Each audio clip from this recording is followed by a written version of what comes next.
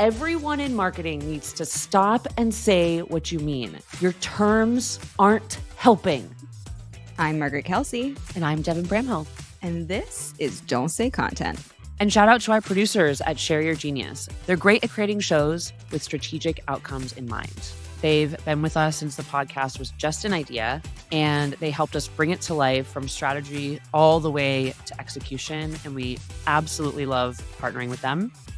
So if you, dear listeners, are thinking of launching a podcast, which you definitely should, by the way, we recommend having a conversation with our favorite people over at Share Your Genius. Now let's get into it.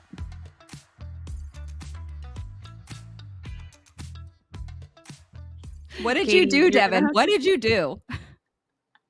Well, I haven't done much this summer. And so I really thought that this post that I shared on LinkedIn was going to have trouble getting responses. Like, I put it out there and almost immediately pinged my marketing mastermind group to get them to post on it. Because I was like, look, I'm going to need some history here to get folks motivated.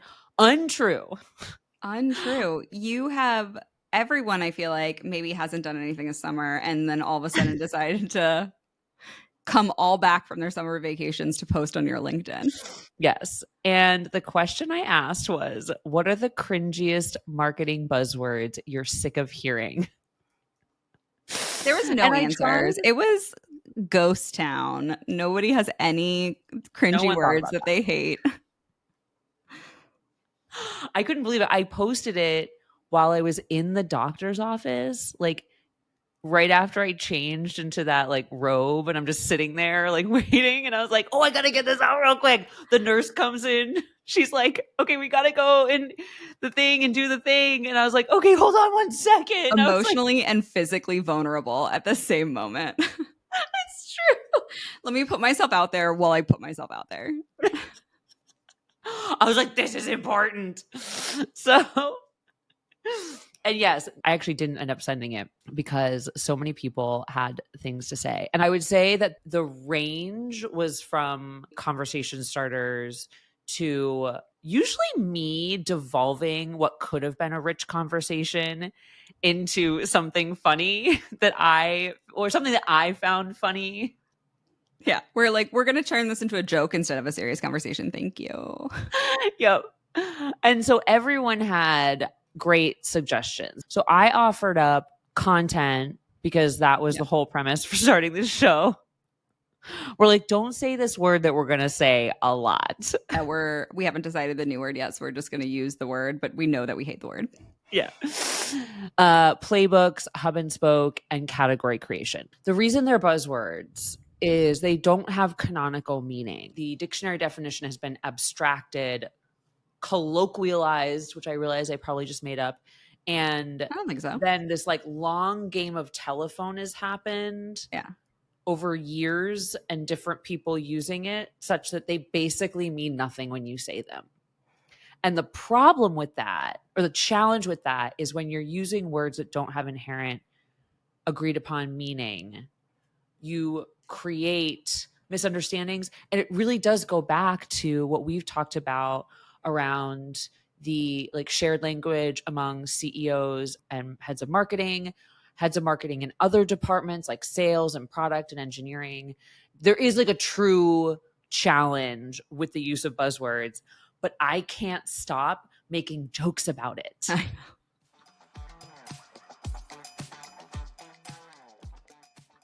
I started a cult with Justine Jordan and Kyle Lacey. And I want to be included in this cult. Yes. So it started because Justine wrote something very extremely meaningful. Poignant, deep. Yeah. And her point was that they mean completely different things depending on who you're talking to, which is agree. I love how she started off before we get to my cult. You may not want to join because the first word she hates is motion. And I was like, zing. That is a word you use all the time. And I was like, pew, pew, pew, shots fired. Wait, when do I use motion? Wait, are you kidding? What, like, in what context am I saying motion? You're like the sales motion, the marketing motion. Yeah. You don't know. I almost like started to put you both in the ring together. I was like, you guys duke it out. I do Because say that a clearly lot. I was not thinking I constructively could just yesterday. say sales. I don't have to say sales motion. Yes. Because like what does a sales motion mean? I never really thought about that. So when I'm using it, what I'm trying to delineate between is their sales is almost like a methodology or a strategy, which I'm sure are also in there as buzzwords. And then there's like your codified playbook. Oh my God, I'm using all these words. And I think of like a sales motion as an agreed upon set of repeatable practices. So when I'm saying sales motion, I'm usually trying to say like the thing that the sales team is doing repeatedly and we've all agreed that that's where they should be staying. That is the sales motion. With a lot of I don't hand know what you're motions if you're watching saying. this on YouTube. She's making a womb with her sales motion, with the Yeah. motion of her hands to describe. This episode is not going to be productive. I apologize in Unhinged. advance. Yes. Okay, so that Justine, and then she added others that were very good, like anything led growth, obviously. But That she also added hits me hard. what? That also hits me hard. I feel like she's like directly attacking me. Yo, She's like, someone. whatever your co-host says on every episode. Yeah. Also, there was more than one person who called out PLG, and I was like, ooh, Margaret's having a bad day. I know. Hey, listen, I completely agree that the most interesting thing that happened was like OpenView coined the term PLG. When I was at AppQs, we saw that OpenView coined the term, but they weren't owning the term at that point. But it did really describe what we were trying to talk about at AppQs. So we took the term, redefined the term to our own liking, set a new definition of the term, which we published in a What is PLG article that then outranked OpenView's PLG article, What is PLG article. So I can see where I myself have caused chaos in the definition of the term PLG because I redefined it at AppQs for AppQs's purpose, made it so it ranked when people Googled what is PLG. And then I went to OpenView and did the same thing at OpenView, but it meant two different things, but both of them rank. So I know that I am the cause, partially. Not the full You've been cause. sitting I won't on take this full credit or full accountability, but I understand that I literally defined it in hub and spoke blog articles. I'm hitting all of them right now. And I've You're defined them in killing two me. different ways. And I've then built authority on different definitions of the same terminology. Let it be known, Margaret is a chaos creator. Chaotic led growth. Takes chaos and distills it into simplicity. False. I cause chaos wherever I go. Although I will say that what you did with AppQs to me is a greater example of strategy than what most people use the strategy term for, because you're not just repeating something that other people do and using different content. Like someone said something and you saw the opportunity in it in the way that they didn't. Yeah. And you use that to create unique advantage for your company. And that is strategy to What is me. strategy? Oh, So anyway, I do literally, think you were this clever. episode is so hysterical because we can't find our way out of it into some level of communication because everyone has said every word that we will Why ever are say you on this frozen? podcast. I do want to call out a really good one from Jonathan Gandalf. Hi, Jonathan. You are amazing. He's part of like the indie crew that I just love so much. So he said strategic. Like, what the fuck? Is anybody doing anything that's not strategic? He references this is classic business school. I've never been, but everyone I talk to who's like been to business school has a similar like it's useless story. He said, listen to how dumb this is. I majored in business management in college and had a minor in strategic management. He's like, was my major not strategic? Good example though, right? I was like, yes. Know how they delineated that. Like, what is strategic management versus business management? I was saying his school should go to business school and find out. Like they need to take the strategic class to learn how to class I and don't think name. they should go to business school. I think they should get a McKinsey consultant to tell them what. Yes. $500,000 for 1 hour. And a slide deck. And a slide deck. Oh, this was a funny back and forth that I saw that I just like had to call out because it made me giggle. Caleb Rule added digital transformation, explanation not necessary. And then Christine Berger chimed in. She said, Caleb, I particularly like when digital transformation is used to describe someone scanning a document. Which, to be fair, is transforming something into digital. So Just saying. that could be really Not impactful wrong. to a company to digitize all of their Yep. paper memos. Yep. This one, okay, Rachel Jordan had a bunch. So I don't want to boil this down too much, but I noticed a theme in hers. It was like move the needle, harness, and unleash. And she just like, there's parentheticals after each one. And she basically boils it down to like, basically, it provokes weird mental images for all of these. And I can't not see it. Somebody really hated one of like those brain, just like one of those things that people would say about like itch your brain, tickle your brain, whatever. Somebody was like, I really hate that. Yeah. I just think that like tickle is one of those words that like sounds scummy. Okay. Martin Fern, you have made my day. Is this the most insane word in the world? Yes. Martin introduced us all to the word fidgetal. I hate it. PH. Do you know what that means? I imagine it's a cross between physical and digital.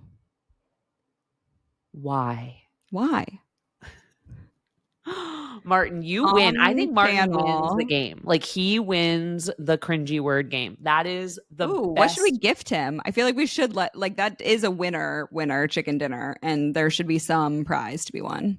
Okay, Martin, we made a bunch of Don't Say Content bracelets to give away at Inbound, and you get first pick. They are plastic stretchy bracelets that we hand beaded, some of which are extremely rare beads from old costume jewelry that was passed down to me. Yeah. Vintage. So Martin, first choice is yours. We'll be in your DMs. Don't worry. And I will just tell everybody that we are going to post all the response. We'll do a full recap and then kind of dive deeper into some of the discussion ones that brought up some interesting discussions. That's going to be in our follow-up newsletter, which is on Thursdays.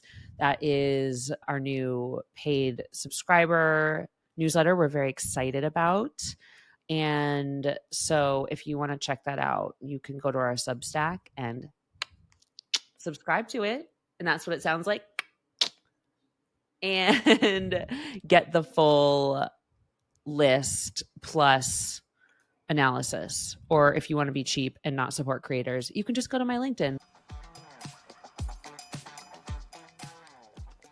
Why did we choose content as the dirtiest, worst word of them all? That's funny. Somebody asked you that?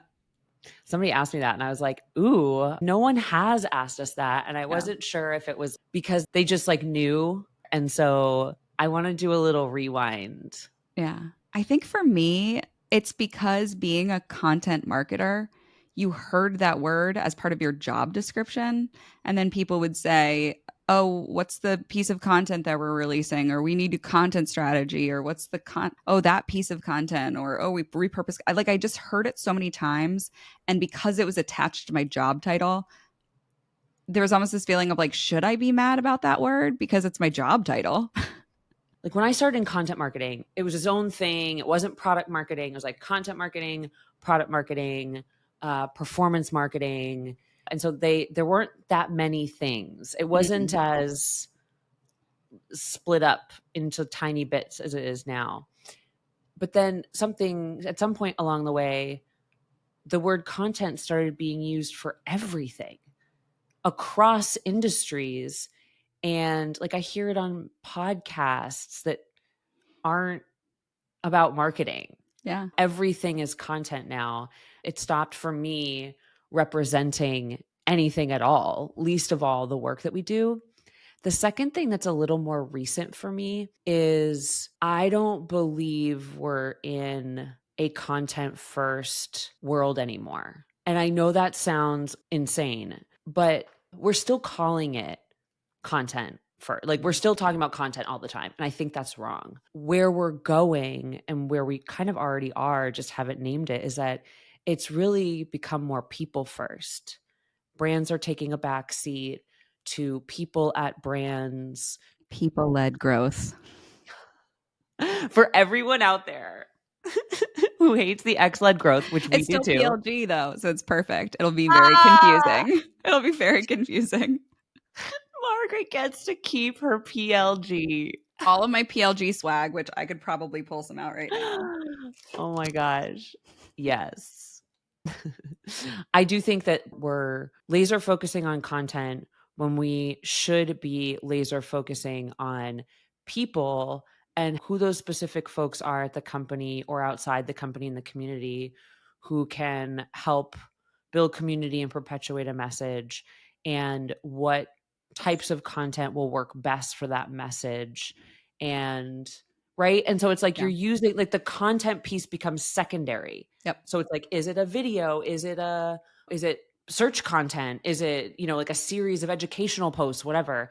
But if you think about it in terms of the person, you're creating these like mini brand entities underneath the overall brand. Our industry, including us, because we've been guilty of the coining and usage ourselves. So we've been so focused on the names of things and the associated playbooks that it's almost like we stopped thinking for ourselves. And it's like, okay, look physically around at the resources you have at your company and the unique perspectives and talent.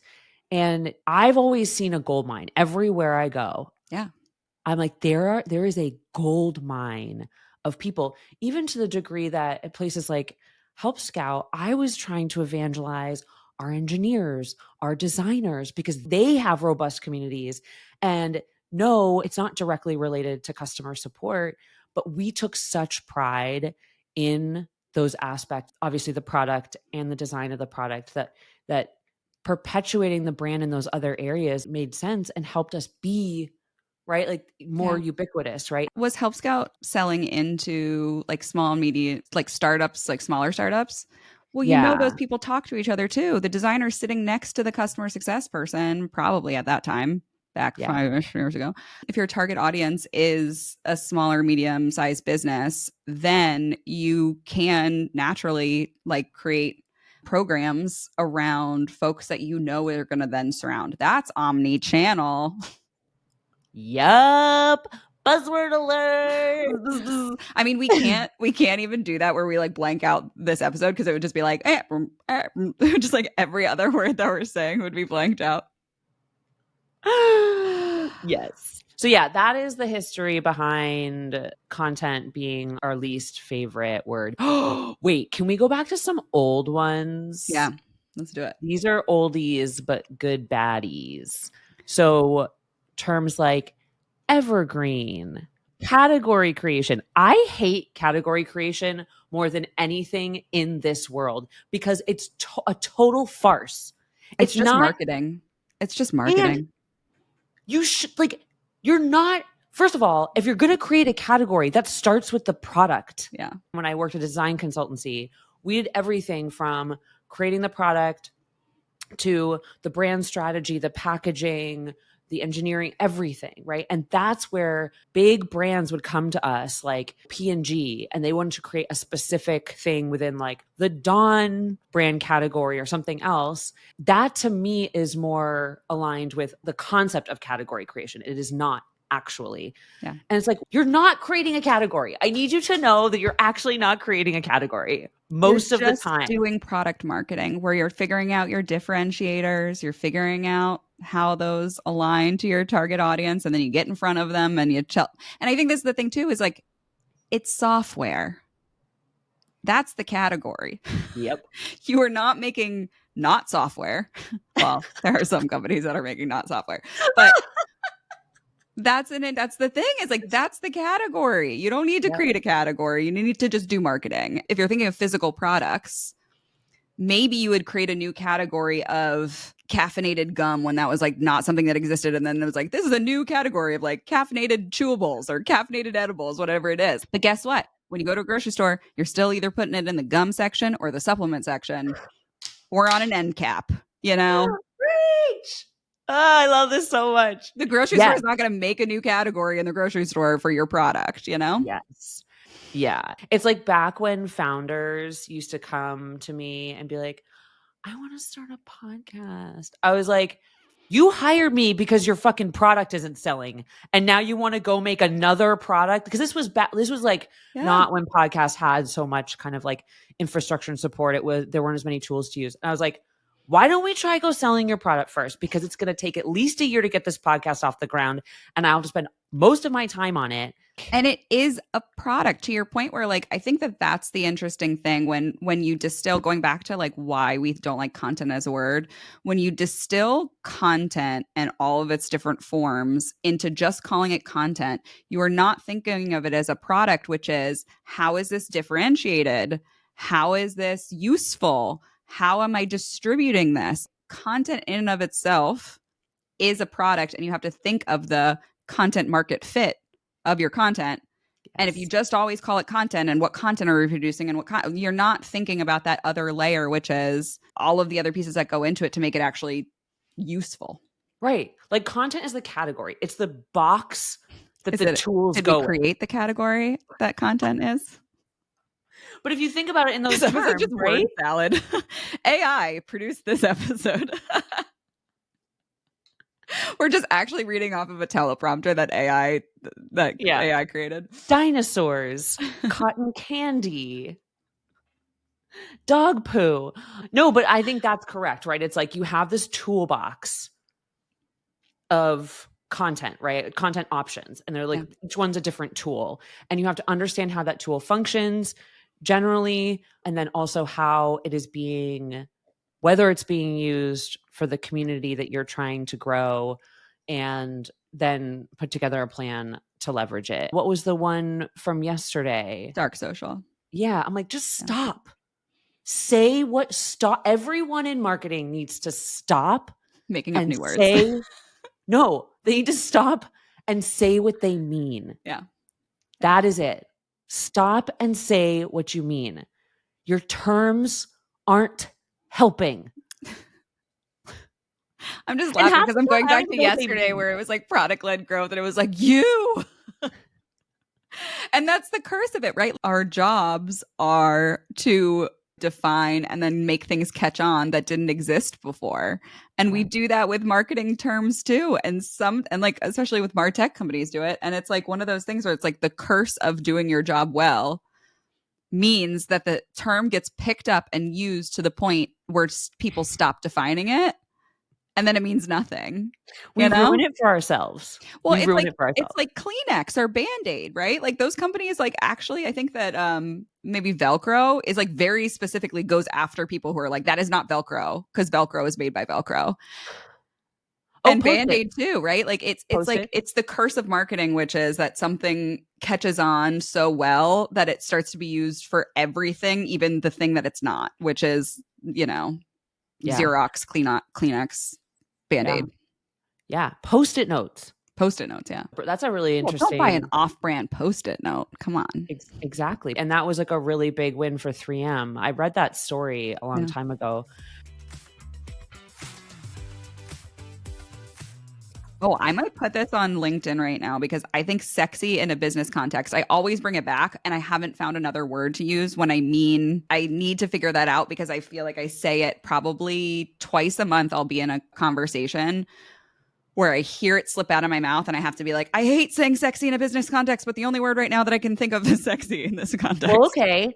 Let's do a little exercise. Think back to a couple recent times or even one where you wanted to call something sexy. Describe the experience behind that. Yeah. I'm usually trying to explain that nobody gives a shit about being part of your content program if it's not cool in some way, if there's not some sort of draw. I think everyone kind of understands this idea now of like getting guests on your show or on your blog or on your whatever. And they're all sending out emails to be like, do you want to be featured on this thing? And they're like, why isn't that working? I'm like, because it's not sexy. Because there's no sexiness to that offering. Like you go to the blog or you go to the podcast and it's like boring colors and boring topics and boring this and not that interesting of people. And it's like you have to make it feel cool and exclusive and like attractive. That's Yeah. what it is. It's just Yeah. attractive. Make your offering attractive. That was the word that came to my mind because it's not just about, you can make something, I think a lot of Seductive. that actually kind of works for me and doesn't feel very like oddly doesn't feel sexy in this It like feels it less doesn't feel like a it feels sexy less sex gross word. than Yeah. than sexy does. Everything sounds less gross than tickle if I'm being honest, but Yeah. Tickle your brain for the sexy marketing program. like just don't tickle anyone. Don't never say tickle at work. Just don't. That's my but yeah. How do we workshop that though? Because I really do want to move away from I have never spent the time on it. So then when it comes up like twice a month, I just say sexy, but I like caveat it with like I hate the fact that I'm doing that. So I think that's really helpful. I was very happy to see thought leadership show up multiple times because I have a big beef with that. I think it was Gwen at Cinch who posted it, or I saw hers first. Yeah. And I have such a beef with that word because so like I both participated in it, supported it, used it, and then increasingly as the pieces came together where it was like anything can be thought leadership if you think it's thought leadership.